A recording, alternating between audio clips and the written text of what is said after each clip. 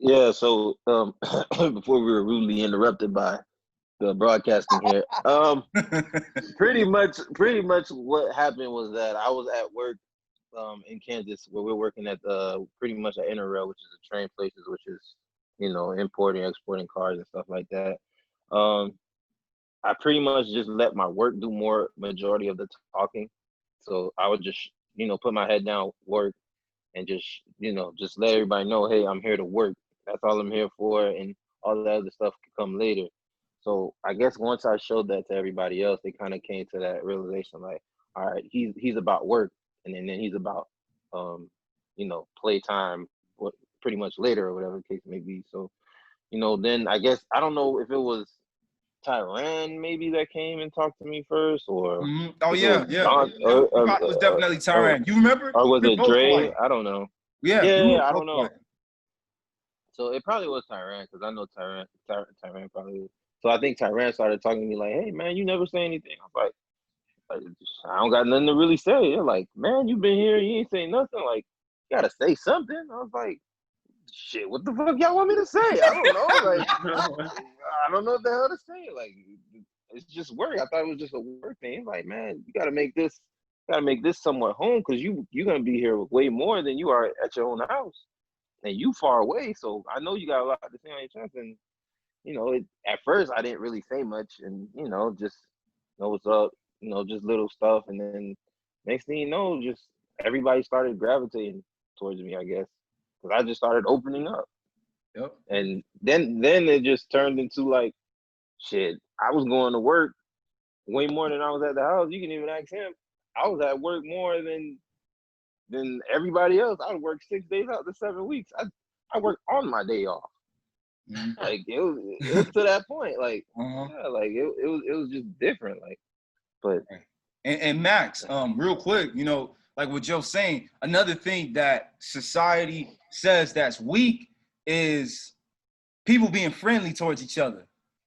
And especially in the guy community. But I can really speak to it because I'm from Miami.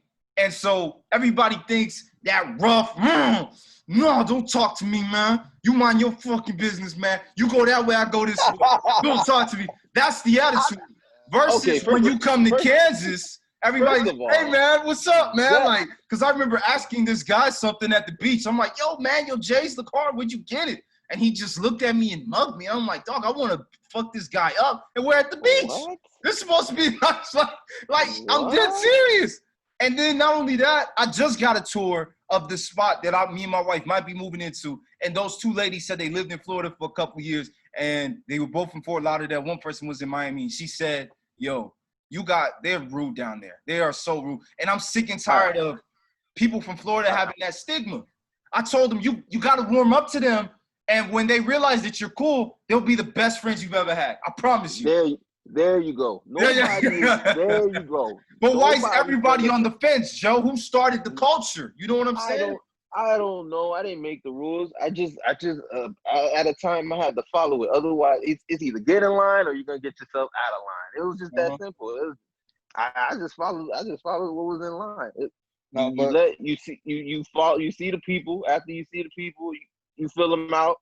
If you want or if you do not want to engage in whatever kind of activity they got going on, it's up to you. Like based on how you feel with their vibe. If their vibe is good, then you in. If it's not, I'm sorry, you gotta leave. Get away from you. It's just that simple. Go ahead, Andy.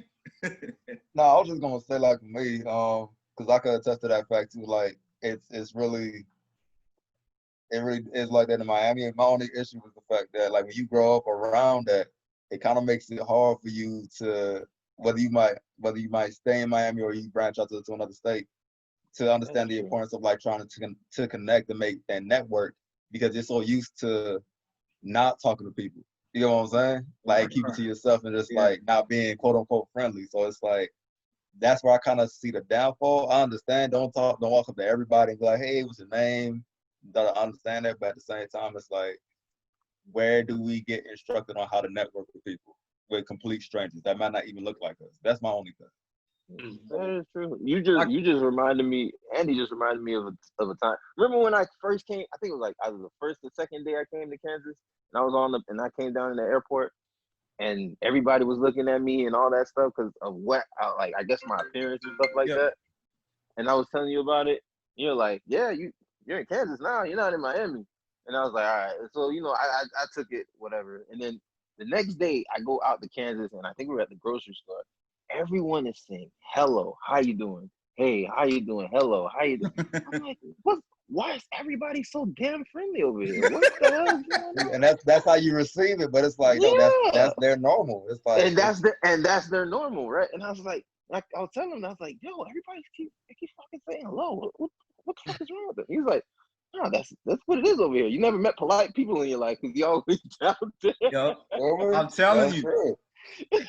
And that right there is what changed you now, Joe. So now you done seen the best of both worlds. And it wasn't so bad because had you not loosened up, we wouldn't have such a good time at Interrail. I mean, that was a hard-working job, but I had so much laughs in my dog. Like, I laughed my ass off at this job. I've even made some people want to quit the job because they were so fucking weak. But, yo, that was the shit, man. But, Max, dog, back to you, man. We just had to talk about that real quick. But when these guys were talking, when you opened up the floor for them to just air out how they felt, Max, how long did it take these guys to do it? Like, did it take them like a couple minutes and it was like a solid awkwardness where you just like, is anybody gonna say anything? Was it like that? Every time, bro. Every time. So I went into it knowing, well, actually, the first presentation, I had no idea what I was gonna get.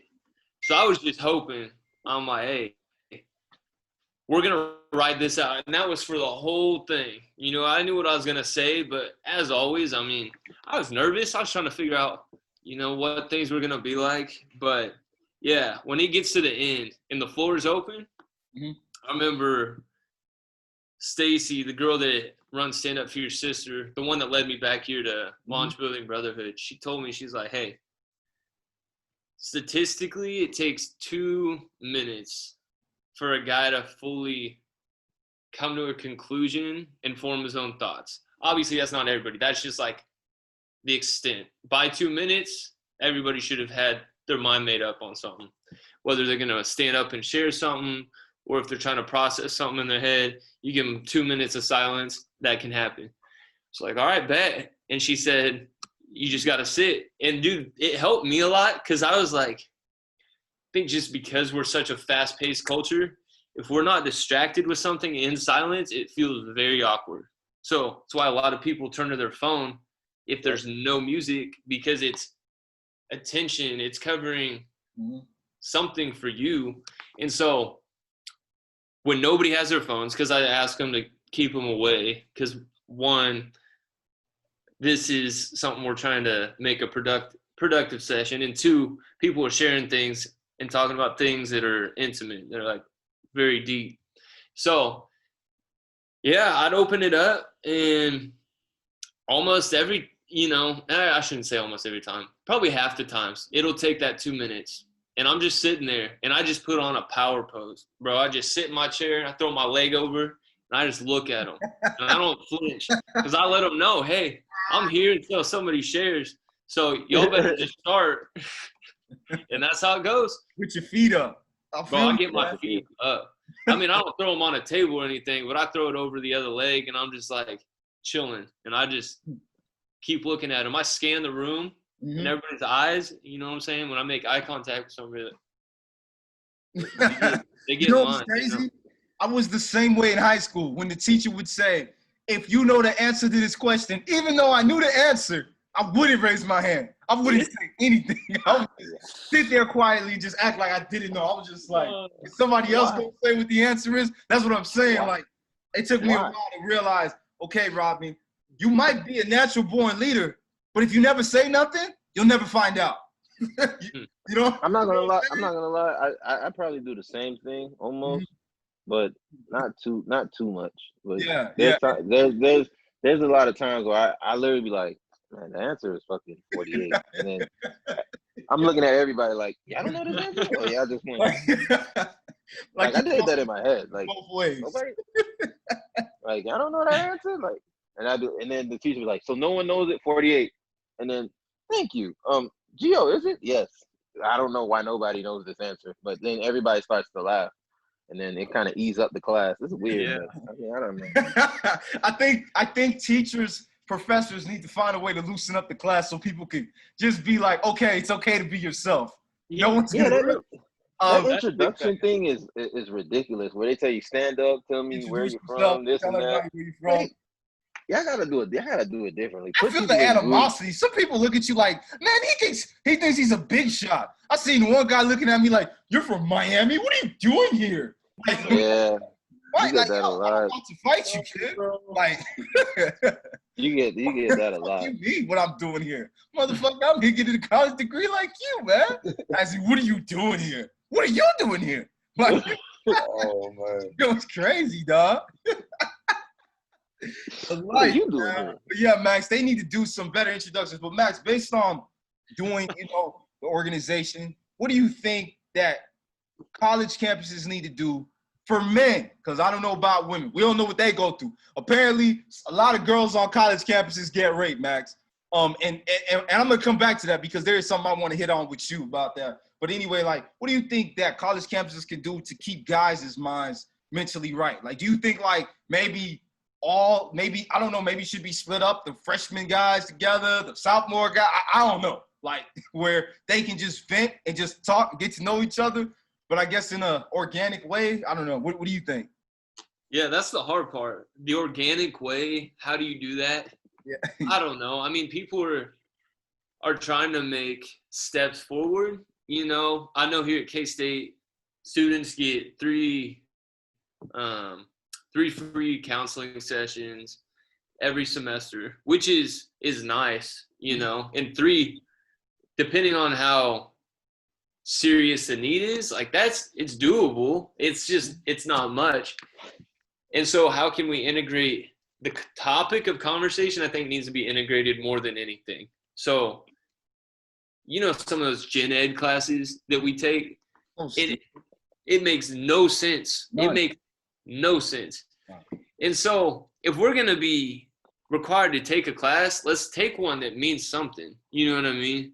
So if we get a conversation like that, or we get another conversation, I'm using examples here of, hey, here's how to invest money, or here's how to budget money, here's how to pay your taxes, stuff like that you should know coming out of college, but they don't teach you anything. That part, that's just a whole nother conversation. I could go on for a while about that. So I really think it comes down to the university and how much they care about their students. And that really just depends on a lot of variables, I think. Yeah, all they're doing is just collecting college tuition money from them that we don't even have. The government gives us. We think it's our money, but it's not. And there's like 37% interest on that shit. You graduate and they're like, hey, here's your bill. Here's how much you owe. And you're like, damn, I should have just told the government, keep your damn money, man. If you're going to put me in that kind of debt. But dog, Max, you got something to say, Joe? Oh, no. I had a quick question though. Yeah. What's up, Andy? Yeah, Max. So like in terms of like the admin side and the paperwork of like starting off, building brotherhood, like how was that, and was that difficult for you to do, or did you need any help from like any other like type of agencies or anything like that? Yeah, so this is actually a very it's a crazy dynamic. So basically what happened is all that was covered for me. Okay. And it was simple because Stand Up for Your Sister, the girl I came in with to do Building Brotherhood, technically, in theory, she's like, I'm getting my hands mixed up over here. She's technically the nonprofit head because I'm under her. So she took me under her wing. So it was licensed as a 501c3 legally. And what we're trying to do now is make a foundation because she's here and I'm here. We work side by side, but in a legal structure, that's how it is. So we want to make an example. I have no like set name, but say we make the X, Y, and Z Foundation, and under it is Building Brotherhood and Stand Up for Your Sister, and we're right here. Then we would be more on an even playing field. But that was something that, I really didn't have to dive into. And I've learned some stuff through an accountant that we have on our board and just how that can go. But man, that's tough because there's a lot of legal barriers that you have to know and understand when you're working through these things, you know, in a lot of ways. So that's a very good question. And there's still stuff to learn. I'm sure I've broken the law multiple times. I just don't know it. You know what I'm saying? No, we didn't hear that. We didn't hear that, y'all. Okay, Max. There ain't no snitches over here. That's a great thing about from Miami. Bro, this is real talk. We got real talk, real views. That's what I'm gonna give them. And if they want to know the truth, they better be ready to hear it. That's right. But yeah, Max, like the other thing I wanted to hit on with you was you and I both noticed you're on a college campus. I know some things that I see some guys struggle with, but they're not struggling with. Some of them just do it intentionally. Is when they say, yo, I'm gonna get this girl drunk and we are going I'm gonna fuck the shit out. And you're like, yo, why do you have to get her drunk to get some ass? I don't know if it's just I don't know if it was just because where we were, but I don't know if it's just No. It's over here too. Trust me. It's over here too. Oh, it's over here too. No, it's over here too. Trust me. It's like I gotta get this girl drunk so I could yo, don't you think might be a little bit of rape? I mean, I'm just saying. It might be. Yeah. They could twist that shit up and then your life is fucked because you wanted to fulfill a fantasy. Come on, man. They'll go 10 years. Do it sober so you can remember. They want to tell you, they want to brag about it too, Max, the next day. Dude, they went down last night. Like, yo, like I'll never forget some of my friends. Dude, it went down last night. Oh, man. You're like, yo, what the fuck? What? What do you mean? You don't even remember what happened, dog. I don't remember what happened, but it felt good. How do you not remember what happened, but you know that it felt good? What are you talking about? Like, I understand if you do that shit with your wife or maybe a girlfriend possibly, but somebody that you don't know, hey, here, keep drinking. Come on, let's really feel good. And let's go to your place. Some of the guys are scared to tell the girl how they feel about them. So they're like, let me just take advantage of her. And if you're a guy and you do that shit, you are pathetic. Pathetic to the fucking max. Hey, hold on. Hey, yo, say it louder for the ones in the back. You gotta say that. Pathetic. Pathetic. Let's just talk to the girl, get to know the girl, and if she wants to go down and sleep with you, at least you did it with some honor. God damn it, you want to get her drunk.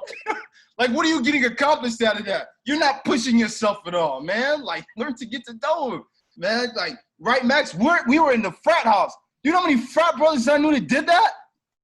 Oh, it's sad. Oh, my God. And it's the guys that you least expect, too, dog. You're like, come on, man, you have no game? Dude, I'm shy. What? What are you? What are you shy for? It's a lot. I had one white dog. I had another.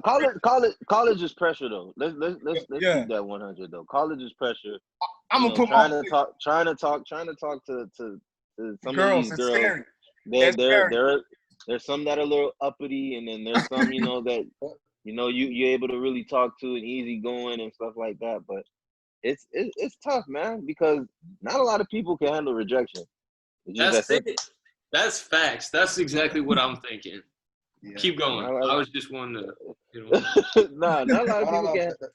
Not a lot of people can handle rejection. So when things like that happen, they try to think of alternatives. So this is where getting a few drinks in, popping a couple miles, getting a little weed in, do some of these things. So it's easier and advantageous for them to do the activities that they want to do. And I think another thing too is like it's kind of speeds up the process where it's like, Robin, the way you said it, right? If I speak game, that's gonna be that. So that night that I see her at the club, I got to speak game, potentially get a date, go on a few dates to then sleep with her, which is cool, which is the way it should be done. I want to make sure I make that abundantly clear. But a lot of guys be like, yo, I see her at the club, I want to smash after I leave the club. How can I expedite this process? So I think that's another thing too. Microwave mentality. Microwave mentality. Just Microwave mentality. that's what it is. Microwave mentality. Yeah, bro. That's all Please explain that one. I never heard that one. That's a good Yo, one. we Explain that want to do everything fast. Think about it. You put something in the microwave for a minute, and it's almost hot. It's a little bit warm. You put it in 2 minutes, and it's hot. No, it's hot. No, it's hot. If it's 2 minutes, it's hot. Depending on what you eat. But that's how long I put my oatmeal for in the microwave. 2 minutes, and that shit's hot. The steam is hot and everything. So. That's a good point. Man. That's a good point. But yeah, Max, that's the problem, man. We need to learn. Like me and Andy and Joe had a podcast. I think you heard it on Is She the One, where we were talking about that. A lot of guys think they got to be a certain person to get a girl's number, man. They just plot in their head 30 times. Okay, this is how it's gonna go when I talk to her. I'm gonna say this. She's gonna say this. Oh. She gonna say this. You like doing it all over and over and over. Yeah. Like, 100%. Ain't rehearsed. Bro, and it all comes back to that fear of rejection. You know what I'm saying? Like, in the things you care about most, ironically, I think it's so ironic, are what you fear the most at the same time. So if somebody said, hey, go get that girl's number, and you have no desire to, like, know her, you're not attracted to her, you, on a whim, bet $10, you bet me $10, go get her number, bet. I'm going to go do it because it's simple. You don't fear the rejection, but you see the girl you're crushing on and you've had a thing for months, and they're like, hey, you won't go get her number. You start, bro, you're like, what? Like, you stutter. Arms, wait, how I go? Arms are sweaty, knees weak. Yeah. How you gonna mess with the line like that, man? Hey, get off the podcast, bro. Get out of here, bro.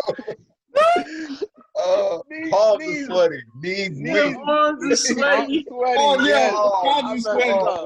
Palms are sweaty. Armpits are sweaty. You got a whole puddle over there. All of a sudden, you're mumbling your words. You can't even talk. Oh, man, I've been there before. I was in high school. I know what it's like. You're a wimp. You're trying to have a game plan, and then you go out there, your game plan just fails. You go blank as soon as you say hi, and you just stuck at hi. That's hi. Damn, even 3 minutes later, you have nothing to say. Like, how about how you doing? How's your day? Where are you from? What do you like? What do you like to eat? Simple shit, but you can't think of it because you're thinking of the game plan that you had in your head. That's the way it's supposed to happen. Stop complicating things, guys. Some people ain't like that, man. Some people, you know, they wanna microwave it. You know, high and ready.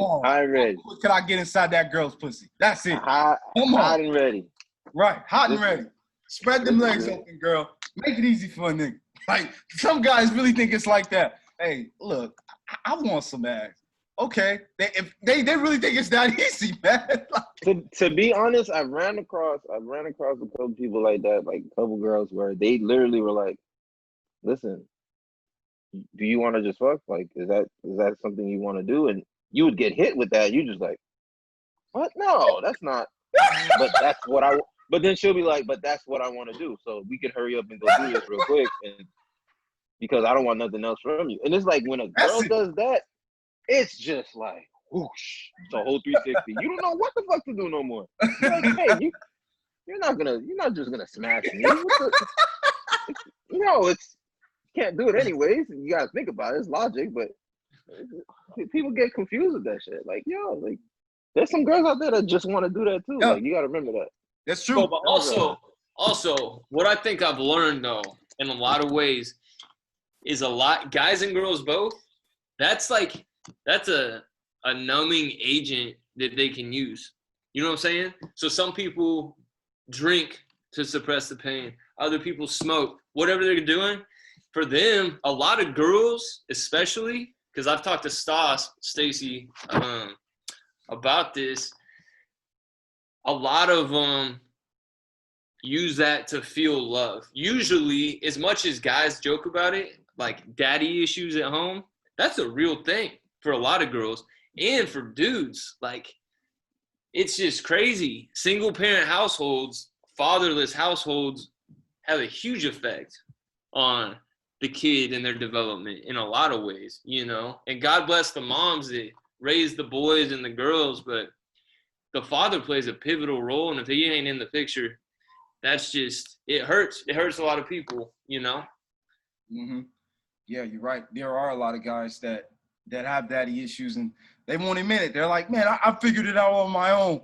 I don't need him. I really feel like every kid should have, like every guy, but even though I've never been in this position, I just feel like it'll make the world a little bit better if every man who didn't have their dad in their life, just meet him, have a conversation with him, be in a house with him for about maybe 2 days or even a week, and see if they can even reconcile any kind of way. But if they can't, after being in a house for a week and getting to know each other for a week, shit, at least we can say, Max, we at least try.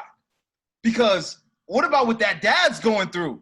I tried to reach out. It's not working. He's like, nah, I don't need you.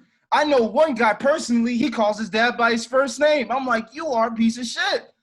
Why would you do that? That's wrong. I can't call my dad by his first name. That's weird. He's not my friend.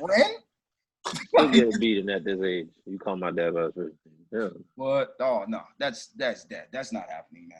But yeah, man. I think this makes me, I'm not like a huge TV guy, but have you guys heard of All American, the TV show? I love that show. Love it. Bro, Yeah. that show, have y'all seen it besides Robin? Robin, you said you Yeah, I've seen it. I've seen it. See, that show, I think, just the general, what do I want to say, overview of the show, I'd be like, yeah, high school football team, high school drama, blah, blah, blah. Like, doesn't sound that appealing. But what they do so well in it is they make it so real, and personal relationships are really brought out. And there's like, it's real life. You know what I'm saying? Like, people who are seeing things that are not typically hit on, and the depth that they're going into things, it makes it a lot more tangible, you know? Mm-hmm. And so I just think that's a great illustration of kind of what y'all are talking about in regards to what is his father going through. Like, they're going through pain. And unrealistically, I think there's truth to the fact of, if you could get in front of your father, if you never met him for a week, maybe it would be better than nothing.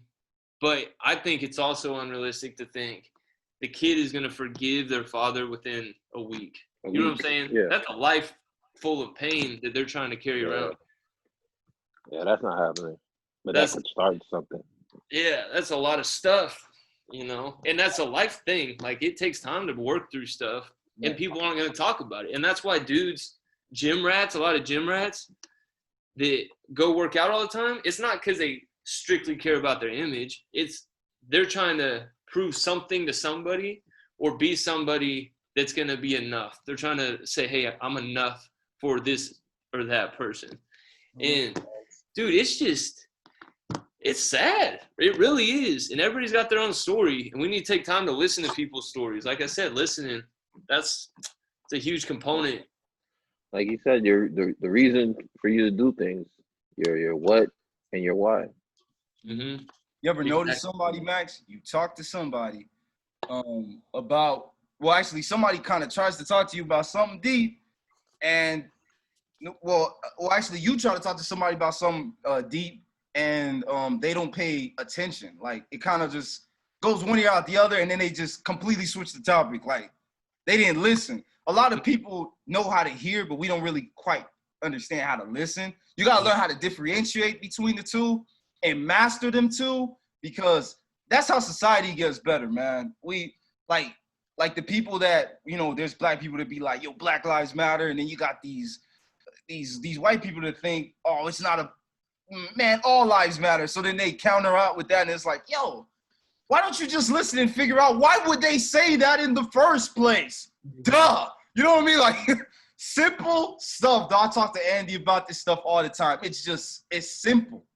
So damn simple, and we just overcomplicate things. Like, yo, come on, man. For real. I mean, like, why? Okay. This is a rhetorical question, but also something I want you to answer, Robin.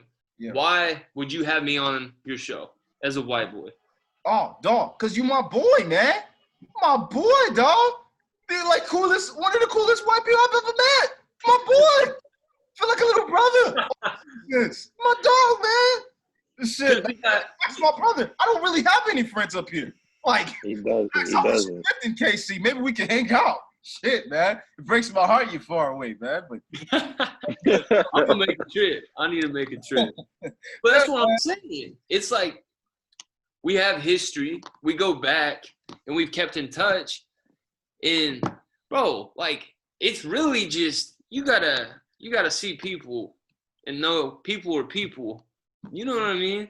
That's what confuses me. Yeah. And I've felt tension, I'll be honest, as a white guy over the last few months because I didn't know what to say. Because I felt like if I said, hey, I got bros that are black, then there's this crowd that would be saying, well, that's not an excuse to say you're not racist. But then I have, if I don't say anything, then it's like, well, you're racist. You're not helping stand up for anything. So I know, but I have to rest in the fact of this. I know in my heart that I'm not racist. And I look around and I know bros that are black that are my friends that I have genuine relationships with.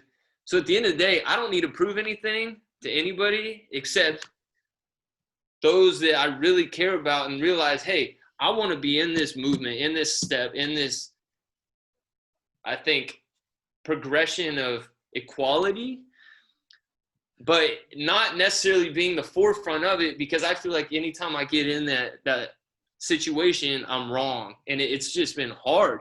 And I don't even know, I would love to hear from your guys' perspective of like how what I'm saying is making you feel. And I don't want to get off the topic of mental health, but also this is a huge, this is a big I part think, variable in mental health for a lot of people right now. This is No, Max, somewhat. man, I like it, man. I think it correlates together nicely. I was gonna say, at the end of the day, like your friendship shouldn't have a color. It's blind. You know what I'm saying? So exactly how you said, and I love how you put it. You said it's like, damn if you do something, damn if you don't do something. At the end of the day, you know how you feel. You know the relationships that you have with your brothers, whether they might be black or whatever race that they might be. You know that, and they know what you mean to them. And that's all that really matters. It's like with everything that's been going on, it's like if you feel like you don't need to say something, then it is what it is. Like you know who you are and what you mean to them. You know? So, That's good. 100%. It's that simple. Andy, you explained it well. It's just that simple. Hey, you got the people that you please in the most are your friends. And if your friends are black and they look at you like, hey, Max, are you racist? No. All right then. Keep it pushing. That's simple. Yeah. It's not even. Done. It's nothing else. It's just that simple. Like, hey, Right. you racist. So we can do we need to talk about this? Like, you understand what's going on? Yeah, you're not right. All right, cool. Come on, let's go get something to eat. Like, it's just that simple. You know what I'm saying? Like, it shouldn't be that hard. Like, us as a society need to understand. Like, I don't want to say things that are wrong right here, but we gotta like understand. Like, okay, we're having this uncomfortable conversation to get to a result, right? We're trying. That's the whole thing. The reason why we're having this uncomfortable conversation is for people to understand that Black Lives Matter, and we need to do something in order to, in a way, preserve the Black lives. Because at the end of the day, like whenever we're around cops or maybe you could say racist white people, maybe, but we get around these guys either were hurt, or killed, or whatever the case may be. Something happens in those lines, and it's just like, listen, man, like we just need to stop that and understand that people are people, and we're all part of one nation under God, and it's just that's how it needs to be. Like, I'm your brother's keeper, just like in football. You're my sister's keeper. You know what I'm saying? Like, it just has to be in that realm. You want that to happen, but in reality, I feel like this thing ain't never gonna happen because there's too many people that's stubborn. They're just stubborn. They want to get. It is the problem. They're stuck in their ways. Very, very stubborn. Yo, I ain't gonna lie. We have about 3 minutes, 44 seconds until this thing closes again. But guess what? It's not gonna stop us for finishing this conversation because it's too damn good, way too good. I've never even had a conversation with like Max. You're the first white guy that actually presented this to me. Don't really have any of them really talk to me about it. I mean, but like you though, maybe they might feel the same way that you feel, Max. Maybe it's like, damn, if I talk to Robin about this, is he gonna just be looking at all the negatives? Is he gonna be questioning me so hard, like interrogating me to see how much how I really love my black? And there's some black people that they kind of do that. Look, this is like a little too hard. Like Joe said, are you racist? Yes or no? No, I'm not. Okay, keep pushing this over. Yeah, like I feel like that. It's just that simple, man. Like why? Why I need to break down the whole thing about this and that? Like, nah, you racist or not? And if you racist, let me hear your reason as to why you're racist. What went down in your past life, or what happened that made you feel as though you need to be racist? Mm-hmm. Because we need that backstory. We need to know that backstory as to what made you get into that into that thought process. Because I never met a racist person in my life.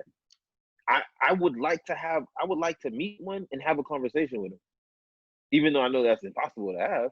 But I just want to know, like, what makes you, what's your process? How do you go and think this way? Like, why are you thinking this way? What's the reason for it? You know what I'm saying? Like, I just want to know that, because could this alter and you could not be racist anymore? Because it's all a mental thought, right? If I'm not mistaken. So I mean, I don't know, Max. Can that be shifted? Can that be changed? Because it's all in mental. I think for sure.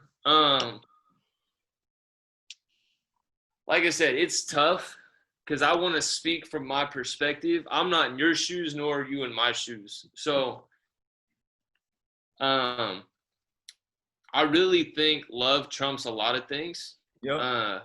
You know what I'm saying? Like, it's in the Bible. It says that'll beat everything, and that has to be the core. And so here's this tension I feel is: do I think rioting and that sort of thing was good? Does it make sense? Heck no. I did not support it. I don't support it. Do I understand it? Yes. You got years and years and generations of oppression that they've seen and felt. Y'all have seen and felt. So as a human, you're burning. Like, people have that group think mindset. I can assure you, and I think you guys would be on board with this, 90 to 95% of those people looting stores when that was all like a huge deal would have never done that on their own. They see an opportunity. It's more comfortable. It's easier to do. And I think this is a chance where, however it may go, knowing love trumps everything, is leaning into that conversation. Because I know, Gio, you were talking about this is a tough conversation because we're trying to get to the root of it. Like, why does white man, some, not all, but why does white man hate black man so much? And then there also needs to be this room for us to understand, why does black man now resent white man so much? Because I feel like we're starting to go opposite ways, because one, I think media